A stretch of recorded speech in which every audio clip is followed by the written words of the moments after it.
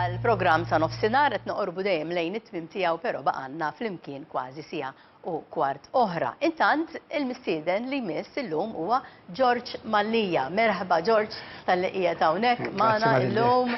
U George nistgħu kif tajt insellmulu b'ħafna kpiepel.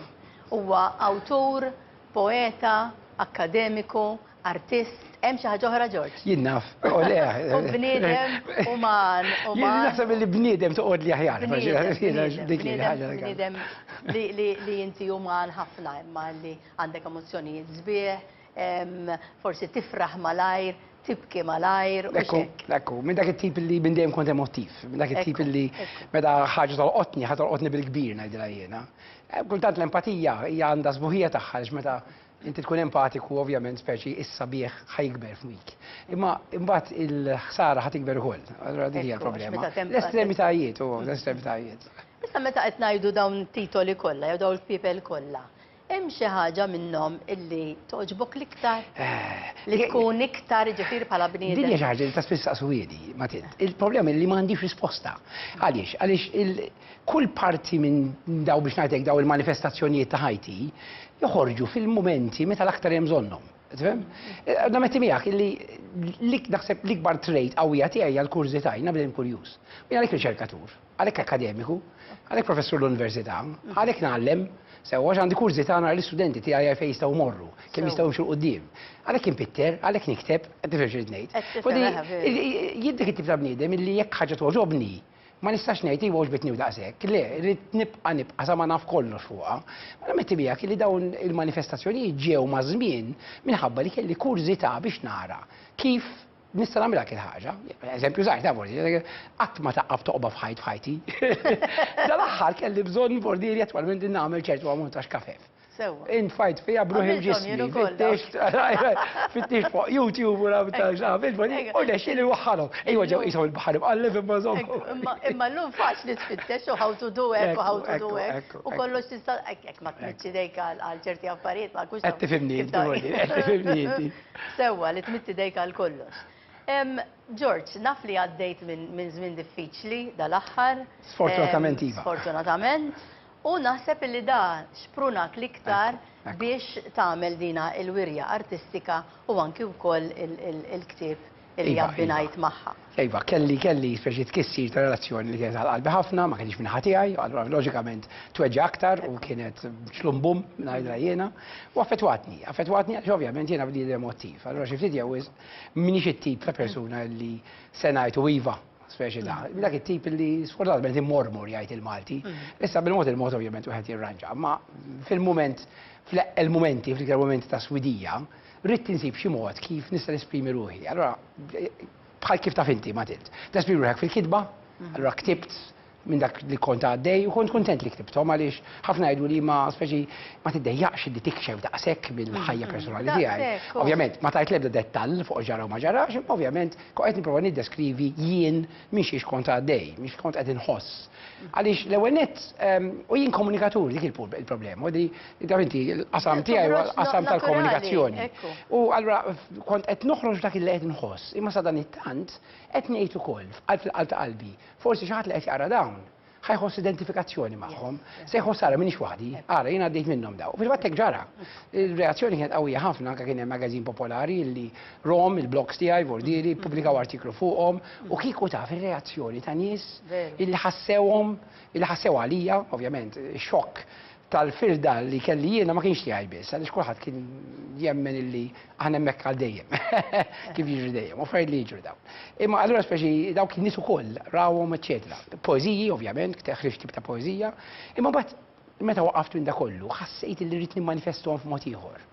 U rrid noħloq xi ħaġa ġdida, xi ħaġa ma kontx għamilta qabel. Għaliex dak kollu li għamilt qabel għamiltu, u għamiltu għal affarijiet oħrajn. Allura speċi ħloq dawn il-kunċetti ta' pitturi koloriti kemm jista' jkun, imma li l-għunet blebda mod ma rrit ngħid li dawn huma xi biċċa xogħol artistika kbira ta' assolutament. Kif jistgħu jiġġudikaw it-telespettaturi. Huma qreb lejn il-poster art ngħidilhom jiena, ma kif qed tara pereżempju hawnhekk dik isma balancing. Inti qed tipprova tibbilanċja bejn il-ħażin id-dwejja kbar u sadattant li taspira li tkun kemm aħjar. Ma sadattant warajk għandek rubunju l-sħiħa, għandek pandemonju. U hemm dawk il-linji jżiġġu qed tarhom qishom qawsalla li huma tama. Għadiri għandek daw l-elementi simboliċi, taħlita ta' astrat moħlu ovvjament digitalment, ma ovvjax bekk nikteb namlom jena, u mbagħad il-figura klassika fuq qudiem illi hija pużata, għadiri ma hemm ġubju, hija pużata sewa, u l-poża imma qed dejjem tindika dik l-emozzjoni li qed nipprova wassal permezz tagħhom. Insejħilhom poeżiji viżwali. Għax fil-fatt huma, kif tara bordiri sewa. Ħanaraw it-tieni waħda jogħġobkom. Iva, din seħta betrayal. Betrayal, ovvjament, ta' tradiment.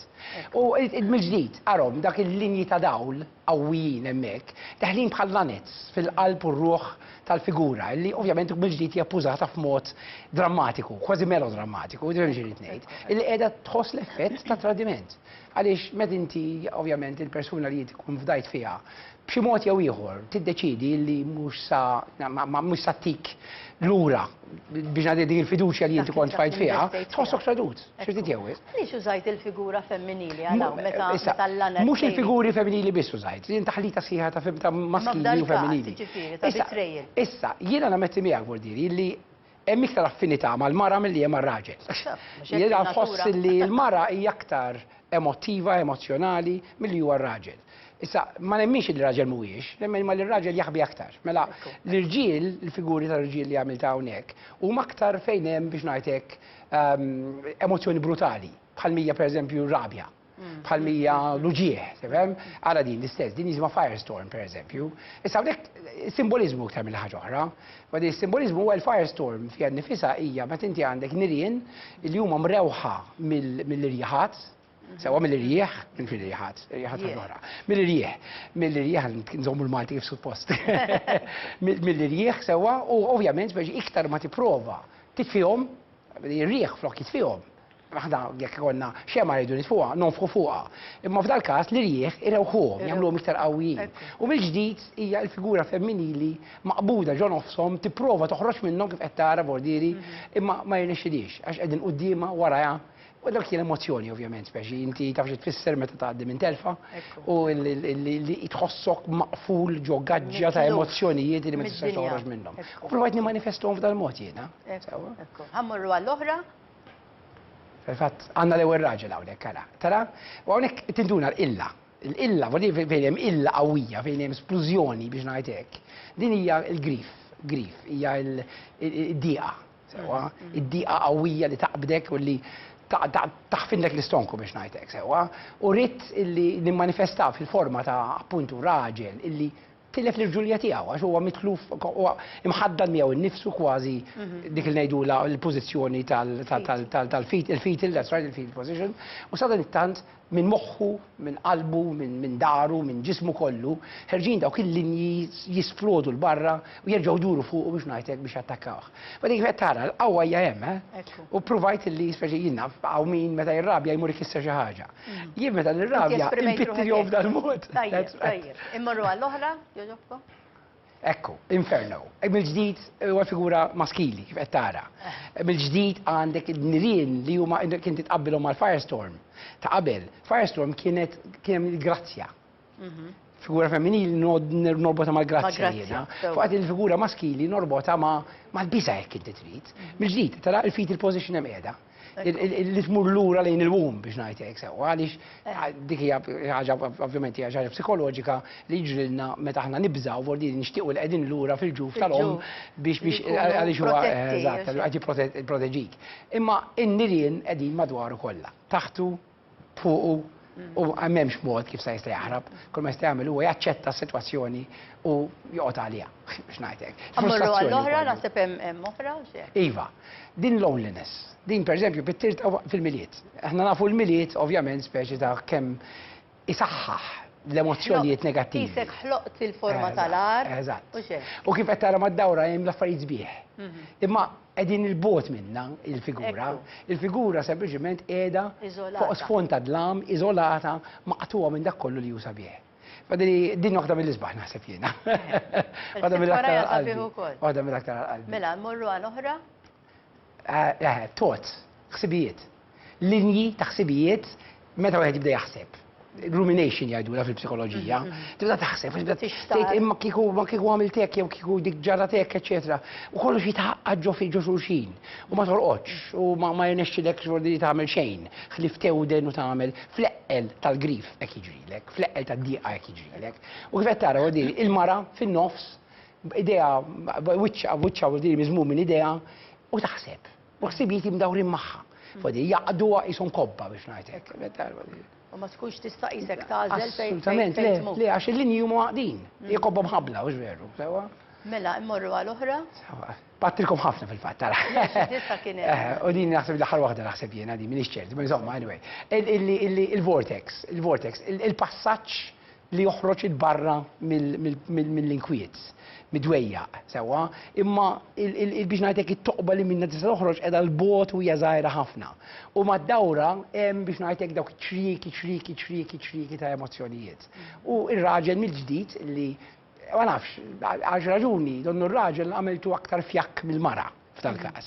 Jista' jkun għaliex għax ħarġet mill-sitwazzjoni li kont jista' jkun għaliex kont jien biex ngħidlek sa ċertu punt il-vittma f'dal-każ. Sewwa, illi ovvjament qed jaspira li jimxi lem il-mixja tiegħu hija kajmana jittama li x'darba jasal, ma ma jafx tissadu x'tasal jew le. Ma qiegħda l-bot. Il-bot ħafna. Il-bot ħafna.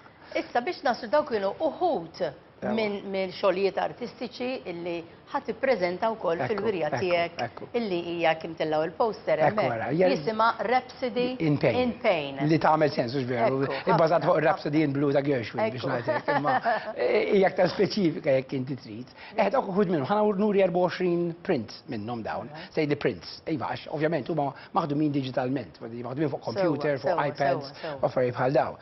Allura speċi għamilt prints tajbin ħafna fuq il-polyester ħarġu taqbadhom letteralment. U għamilt 24 minnhom, merba kbar u 20 imdaqsin biex ngħidlek. U iddeċidejt illi flok biex ngħidlek dawn normalment prints ikunu limited edition jgħidulhom, vodi tistampa jgħidu 20 waħda. Biex ma rridx, rrid illi kull ma jeżistu minnhom fid-dinja tlieta biss irid minn dawn. Allura huma veru limited edition. Ma rridx li jkun hemm ħafna, nixtieq illi jekk xi ħadd pereżempju jiddeċiedi li jkunu tiegħu dawn.